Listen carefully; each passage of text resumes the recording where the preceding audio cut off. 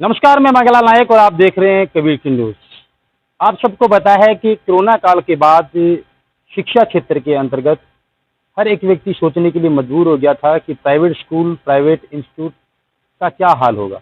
दरअसल 2 साल कोरोना काल के ऐसे चले गए जहां अपने आप को संभालने में निजी विद्यालय, महाविद्यालय व कोचिंग सेंटरों के लिए एक बहुत बड़ा चैलेंजिंग था। एक ऐसा दौर था जिसमें हर तरफ यही चर्चा थी कि क्या वास्तव में उसी पोजीशन में विद्यालय आ पाएंगे या फिर कोरोना इतना बड़ा झटका दे जाएगा कि वापिस संभल पाना अत्यंत मुश्किल होगा। मैं नौहर विधानसभा क्षेत्र से महज 75-70 किलोमीटर की दूरी पे पल्लू में मौजूद हूँ, जो नौहर विधानसभा क्षेत्र का ही एक इलाका है। ऐसा समझिए कि पहले उप तहसील था, वो तहसील बन गया है। और यहाँ एक अकेडमी मुझे दिखाई दी, गुरु कृपा, जिसपे लिखा है गुरु कृपा साइंस अकेडमी पल्लू, यानी कि साइंस अकेडमी पल्लू है। और इस गुरु कृपा का जो रिजल्ट है इस बार कैसा रहा, मैं अंदर जाकर के प्रिंसिपल साहब से बात करूंगा और पूछूंगा कि बीते 2 साल आपके लिए कितना बड़ा डिफिकल्ट रहा होगा और अब जाकर के आप लोग कैसा महसूस कर रहे हैं। तो आइए हम लोग ऑफिस में बात करते हैं। मेरे साथ प्रिंसिपल साहब हैं अजय सिंह जी भलारा। मैं पूरा परिचय सर का दर्शकों को देने से पहले मैं हमारे चैनल में बहुत बहुत धन्यवाद और आपका स्वागत करना चाहूँगा। थैंक यू, आपका भी अच्छा लगा आप हमसे मिल रहे हैं और आपका स्वागत है गुरु कृपा साइंस एकेडमी पल्लू में। मैं अजय बलियारा और मेरी पूरी टीम इस पल्लू क्षेत्र में साइंस के क्षेत्र में काम कर रही है। सर पहले तो ये बताइए कि पल्लू क्षेत्र में कितनी साइंस अकेडमी है आपके अलावा? पल्लू क्षेत्र में 3 यहाँ स्कूलें जो हैं साइंस की, जिनके है साइंस की स्कूलें 3 हैं और यहाँ से नज़दीक में पूर्वसर में भी 2 साइंस की स्कूलें हैं। सब लोग अच्छी मेहनत कर रहे हैं और अच्छा परिणाम दे रहे हैं। अच्छा परिणाम दे रहे हैं। जी जी जी। आपका इस बार रिजल्ट कैसा रहा? मतलब आपका जो रिजल्ट है वो बीते कोरोना काल काफ़ी प्रभावित कर गया था शिक्षा के क्षेत्र में, ये कहना कोई गलती नहीं होगा। बड़ा डिफिकल्ट मोमेंट था, उससे उभर कर आपने क्या कुछ नया सीखा और इस बार का रिजल्ट है वो किस तरीके का दिया? बिल्कुल, कोरोना काल की आप बात कर रहे हो तो निश्चित रूप से कोरोना काल हमारे लिए बड़ा चैलेंज था। बच्चों को जोड़े रखना, शिक्षा से जोड़े रखना, क्योंकि एक शिक्षण ऐसी सिस्टम है कि अगर गैप लग जाए तो उस ट्रैक पे आना मुश्किल हो जाता है।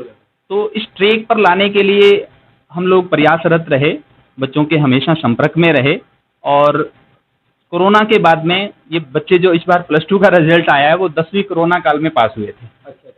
तो कोरोना काल के बाद पहला इनका बोर्ड एग्जाम था और हमारे पास खोडाला से अमित गोदारा 93.60 अंक बनाते हुए साइंस में टॉप किया है। बिल्कुल टॉप किया है। उसके बाद एग्रीकल्चर में अपने पास इस पल्लू तहसील में हम टॉपर हैं 89.00 से, और कुल मिलाकर के अच्छा परिणाम है। पूरी टीम की मेहनत है और गार्जियनों का विश्वास है। कितने बच्चे आपके पास गुरु कृपा साइंस अकेडमी पढ़ने के लिए आते हैं? अपने पास +2 के अंदर 84 स्टूडेंट थे और उसके अलावा 72 अपने 11th में हैं। 10-20 बच्चे इधर उधर से जो 11वीं में चले जाते हैं वो 12वीं में वापस हमारे से जुड़ जाते हैं। और साइंस के अंदर टोटली हमारे पास 160-70 बच्चे रहते हैं।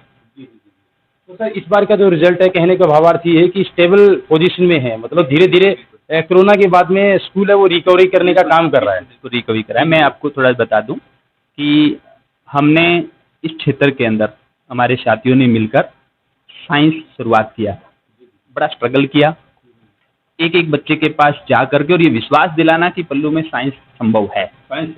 बिल्कुल, क्योंकि ये मानने को तैयार नहीं थे, क्योंकि कोई टीम जैसे मान लो बाहर महानगरों में बच्चे को पढ़ाना चाहें, बच्चे का साल बहुत महत्वपूर्ण होता है। मैं आपको बताता हूँ, समय लौट के नहीं आता और अभिभावक जो सोच समझ के निर्णय लेता है कि बच्चे को शिक्षा देनी है, समय व्यतीत नहीं हो जाए, फिजूल खर्ची नहीं हो जाए, तो ये विश्वास दिला करके उनको हमने ये संस्था जो है 16-17 में शुरू करी थी। पहले ही बेंच के अंदर हमारे बच्चे हमने 90+ दिया, जहाँ पल्लू के अंदर ये संभव नहीं था।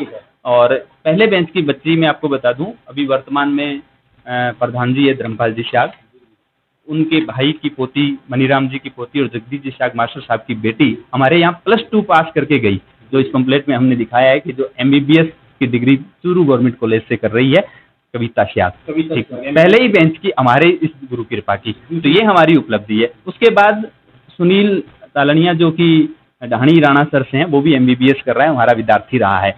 उसके अलावा तरसेम नाई ढाणी लेगान से हैं, वो इंजीनियरिंग की बीटेक कर रहा है शिवल ब्रांच में। बहुत सारे बच्चों की लिस्ट में आपको दिखा दूं जो हमारे इस संस्था से निकल के गए हैं।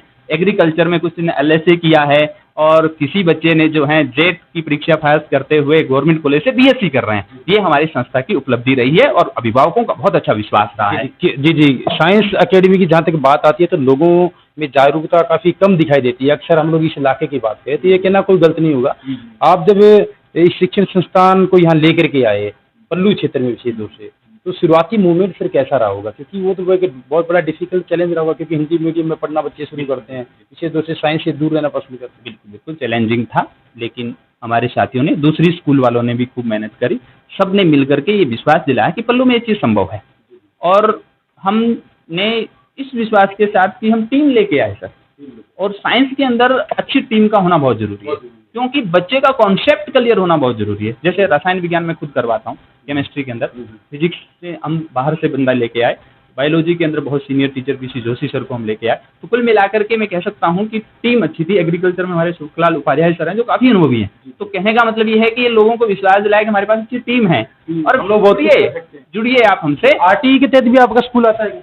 आरटी हम बीबीए साइंस क्लासेस के नाम से वैसे चलाते हैं। तो आरटी के अंदर बच्चे अपने वहाँ रजिस्टर्ड रहते हैं। कोई आप मतलब बड़ी क्लासों को देखते हैं? बड़ी क्लासों को देखते हैं, क्योंकि हम 2 ही क्लासों का मैनेजमेंट करते हैं, 12th 11th 12th साइंस। जी, बाकी के बच्चे?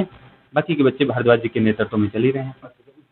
हाँ, दूसरी वाली भी। यानी कि काफी बड़ा कैंप है? बड़ा कैंप है, पूरा बीबीएस एजुकेशन ग्रुप जुड़ा हुआ है इसमें। आप चाहते हैं कि पल्लू का इलाका एक प्रगति की राह पर आए? आप चाहते हैं कि शिक्षा की नगरी में पल्लू का भी नाम हो, जिस तरीके से नौर के कुछ नामी गिरामी स्कूल है कि अगर हम नाम दे तो कहना गलत नहीं होगा? क्या ये आप लोग भी कभी सपना और ख्वाब देखते हैं?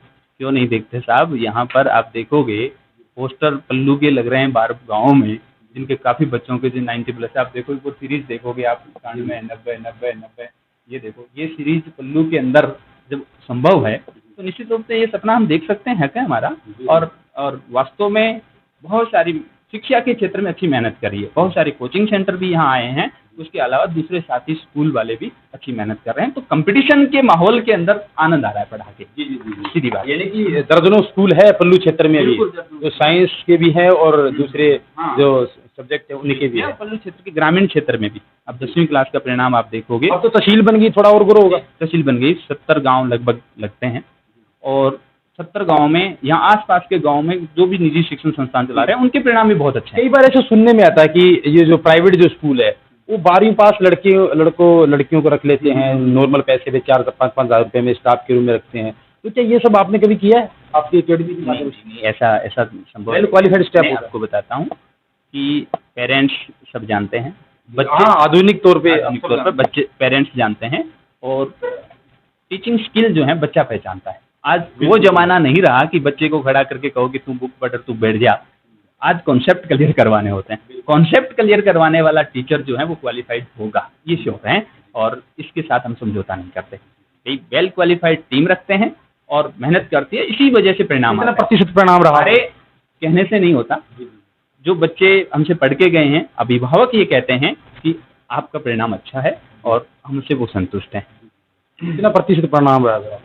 परिणाम अपने जैसे 1-2 बच्चे की सप्लीमेंट्री वगैरह आई है इंग्लिश वगैरह में, बाकी सब हमारे पास है। कोई दिक्कत नहीं। शुक्रिया बात करने के लिए हमारे। धन्यवाद मंगलाल जी। दर्शक है उनको क्या कहना चाहेंगे अपनी गुरु कृपा अकेडमी के बारे में? दर्शकों को कहना चाहूँगा कि शिक्षा बहुत जरूरी है। मैं आपको बता दूं, एक बार स्कूल को विजिट करने के लिए बिल्कुल मैं चाहूँगा कि वो गुरु कृपा कैंप्स में आए, हमसे मिले। साइंस में क्या क्या स्कोप हैं हम आपको बताएंगे कि विज्ञान वर्ग के अंदर बच्चा किस क्षेत्र में जा सकता है। अलग अलग क्षेत्र में स्कोप आपको बताए जाएंगे, हमसे आप मिलिए। और मैं आपको बता दूं मंगीलाल जी कि शिक्षा बहुत जरूरी है। मैं तो अभिभावकों को ये कहता हूँ कि पक्का मकान मत बनाओ, बच्चे को शिक्षा दो, वो हमारी संपत्ति है। और बाबा साहब अम्बेडकर ने भी कहा है कि शिक्षा वो शेरनी का दूध है, जो पिएगा वो भी रहेगा।